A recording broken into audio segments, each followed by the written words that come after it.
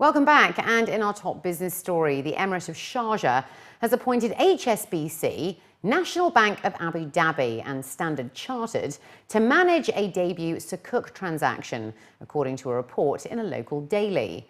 Sharjah Islamic Bank and the investment banking arm of Kuwait finance house KFH Financial were also mandated on the deal, with the transaction set to take place as early as September. The transaction would make Sharjah the fourth emirate from the UAE to issue bonds, after Abu Dhabi and Dubai have used that market before, although Ras Al Khaimah is seen as Sharjah's closest comparable.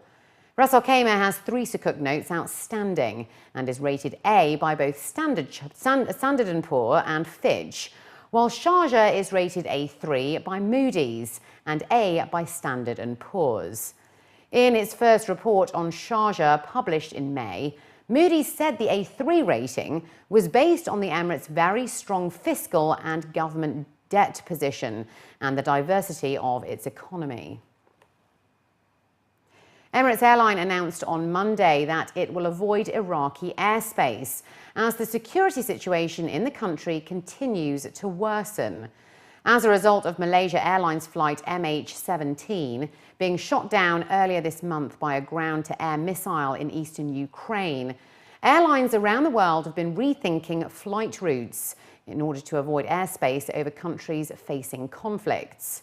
Emirates, along with Europe's largest airline Lufthansa and other rivals, have called for an airline summit to discuss the industry's response to the downing of an airliner, saying international security protocols should be reviewed.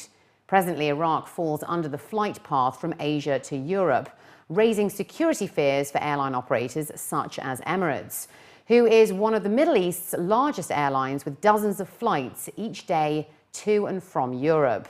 The statement by the airline did not specify which alternate flight route could be used. Emirates also suspended all of its flights to Kiev, and none of its planes fly over the Ukraine airspace. Dubai hotels are reporting a sharp increase in bookings by families from across the GCC region as the Emirate gears up to roll out festive fun for families throughout the Eid holiday celebrations. According to local reports, hotel operators on Monday confirmed the view of an anticipated upswing in occupancy levels, reporting large numbers of families from the GCC region who were keen to take advantage of the festive ambience and diverse holiday offerings in Dubai.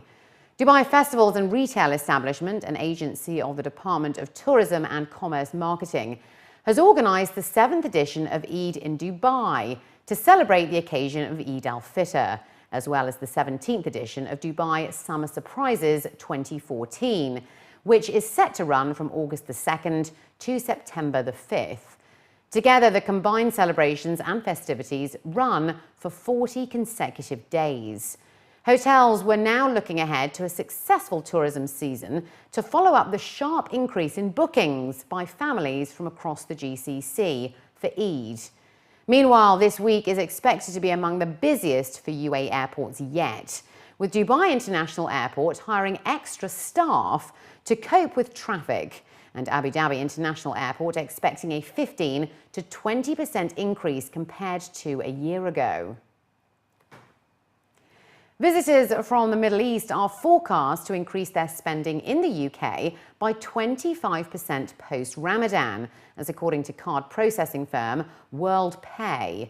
The start of Eid al-Fitr sees tourists from the region flock to the UK, with WorldPay's data showing that they are set to exceed by a quarter of the £152.40 per transaction registered in August last year. Last year, visitors from Qatar topped the list by spending an average of £288.17 on each trip to the till. This was followed by £199.87 spent by visitors from Saudi Arabia, £188.29 by UAE visitors, and £189.41 by visitors from Bahrain.